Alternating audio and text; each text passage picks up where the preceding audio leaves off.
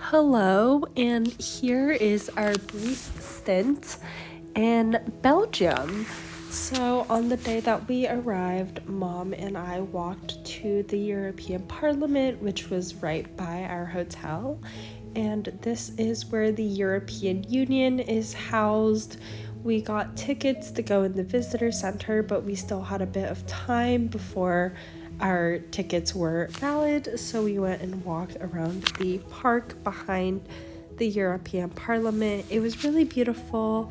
And then we went into a museum that was the House of European History. So it documented a lot of the world wars, protests, and just other bits of history from the European continent. Then we went over to the European Parliament to do our visitor center tour, which was really interesting. Then the next day, Felix joined us from his study abroad in Scotland, and we took the train first to Bruges, which is a very, very touristy town now, but for good reason. It was absolutely beautiful, and we had really good weather at the start of the day. Everything was so green, and it was really nice to be spending time with Felix again. First, we went to go see the Lake of Love, which was so peaceful. And then we just ended up walking around the town. There were so many chocolatiers, of course, that's what Belgium is known for. So we bought some chocolate, obviously, and I also got two different kinds of Belgian waffles. One was a soft and sweet one, and one was a more crispy and light one. Both were okay. They weren't the best waffles I ever had, but it was still definitely worth the experience of having a Belgian waffle in Belgium. And besides that, we really just walked around taking in the sights. It's really gorgeous, and I'll let you enjoy.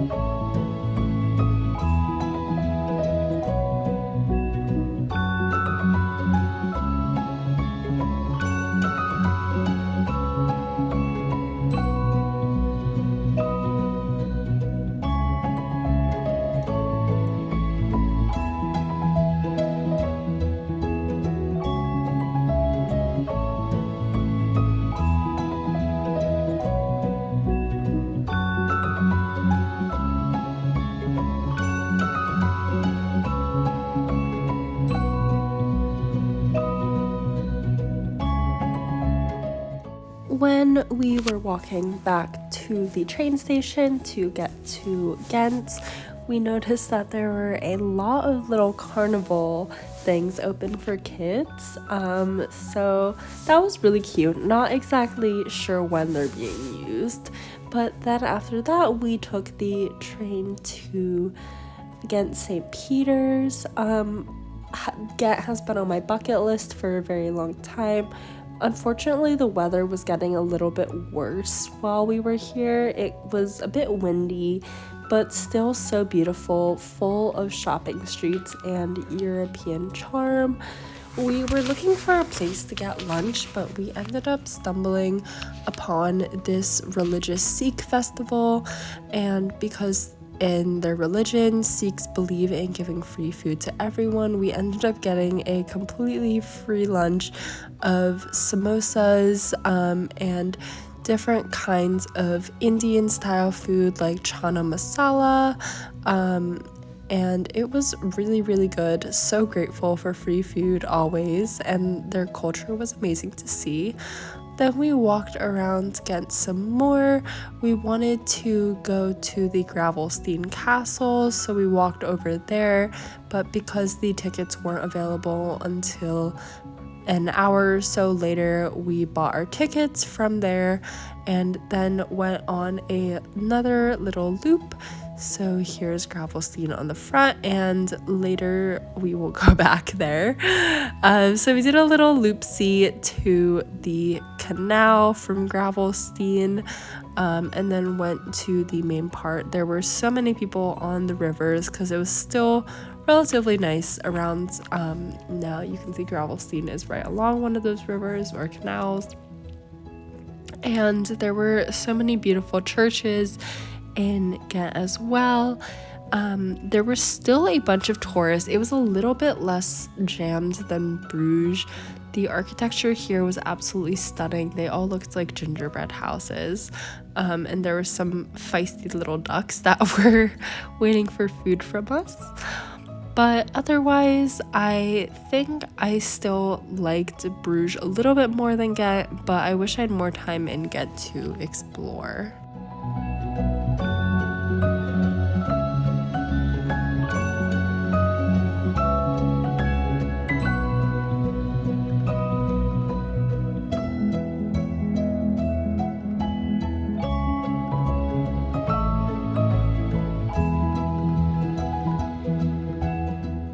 So here is us going inside Gravelstein an hour later.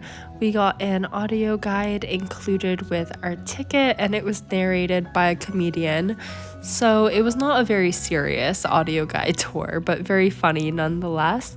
And Gravelstein was built almost 1,000 years ago in the 12th century, I believe, to help protect not even to protect the town, just the richest person wanted to build a large building to show his dominance over everyone else and prove that he was better than everyone, which is honestly quite valid. If I had the amount of money to build a house that was taller than everyone else's, I would also do that.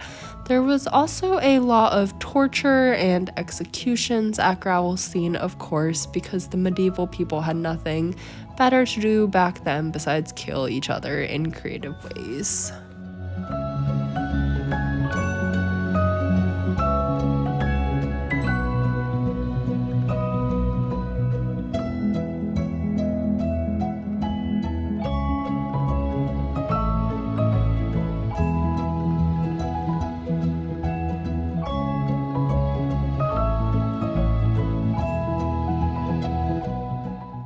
After Gravelstein, we just walked back, did some grocery shopping, and then took the train back from Ghent back to Brussels. And then our last boarding in Brussels, we just wanted to walk around for a little bit before catching our train to Paris. So we went and saw the Royal Palace. There was a music festival that was happening in front. It was supposed to start later that day, so there were a lot of things that were closed, but it looked really fun. And we just were appreciating the architecture of Brussels. This is another side of the Royal Palace. And then we went to the Art Hill to see the different art museums. There were not a lot of people right now because it was still so early in the morning, but the design of the art museums were absolutely incredible.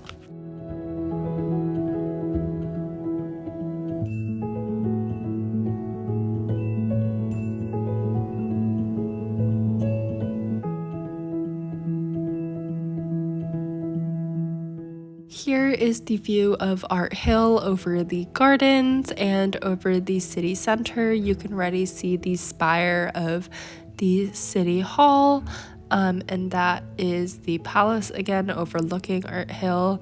So we walked through the gardens to get to the center of Brussels.